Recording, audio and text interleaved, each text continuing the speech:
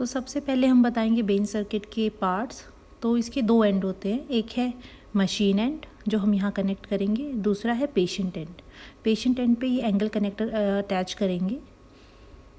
तो चलिए, तो इसकी ये जो आप दो लिम्स देख रहे हो तो इसको बोलते हैं कोएक्सियल सर्किट। जो आप ये देख रहे हो ग्रीन वाली, ये है हमारी फ्रेश गैस फ्लो के लिए इनर ट्यूब। आउटर है ये हमारी कोरुगेटेड, आप देख रहे हो कोरुगेशंस, ये है आउटर ट्यूब। तो जो हमारी फ्रेश गैस फ्लो के लिए वो हमने कनेक्ट करी मशीन से, पेशेंट मशीन एंड पे। तो अब इसके और पार्ट्स थे, तो ये है रिजर्वोयर बैग, ये है एपीएल वॉल्व। इसको आप डिटैच करके भी देख सकते हो तीनों पार्ट्स को। तो चलिए अब स्टार्ट करते हैं इसके टेस्ट। पहला टेस्ट होगा जो हम करेंगे पेन सर्किट के लिए।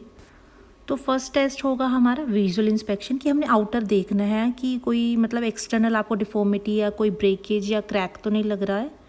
तो अब हम सेकंड टेस्ट करेंगे। सेकंड टेस्ट में हम क्या करेंगे, इनर ट्यूब की पेटेंसी के लिए। तो दो टेस्ट होते हैं हमारी इनर ट्यूब की पेटेंसी के लिए। तो फर्स्ट है फॉक्स क्रैम्पटन स्मिथ टेस्ट।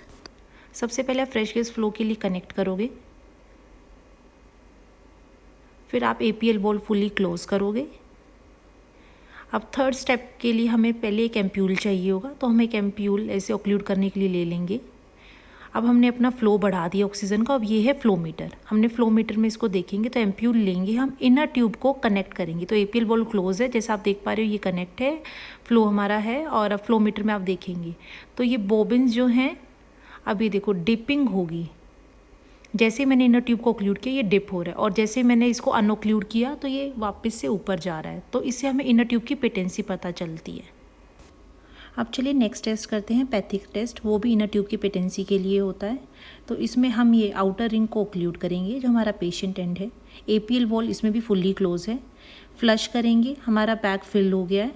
अब हम देखेंगे बैग फिल है, और अब जैसे ही मैंने आउटर एंड को अनऑक्लूड किया तो ये कोलैप्स हो गया। बट मैं अब और फ्लश करूँगी तो ये हमारा बिल्कुल ही बैग कोलैप्स हो रहा है। अभी इसमें पहले कुछ अमाउंट था, अब ये बिल्कुल ही कोलैप्स हो गया। फ्लश करने पे ये बिल्कुल चिपक जाएगा। तो ये बताता है इनर ट्यूब से एक वेंचुरी इफेक्ट क्रिएट हुआ, और उसने एक ड्राइविंग फोर्स क्रिएट किया है, जिसकी वजह से हमारे बैग में जो भी वॉल्यूम था वो अब कोलैप्स होके बाहर आ गया। अगर ये इन केस हमारी इसमें कुछ अगर लीक होता इनर ट्यूब में, तो वो ड्राइविंग फोर्स क्रिएट नहीं होता और बैग हमारा ऐसे फुल्ली कोलैप्स डिफ्लेट नहीं होगा। उसमें कुछ अमाउंट और अंदर चला जाएगा इनर ट्यूब से।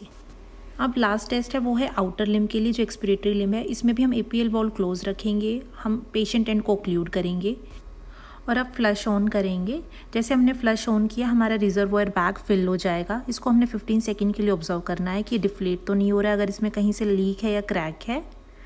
अब हमने इसको अनऑक्लूड किया तो ये हमारा डिफ्लेट हो गया। ये पूरा डिफ्लेट नहीं होगा, कुछ अमाउंट रहेगा। अगर फ्लश वापस करोगे तो ये इनर ट्यूब की पेटेंसी के लिए होगा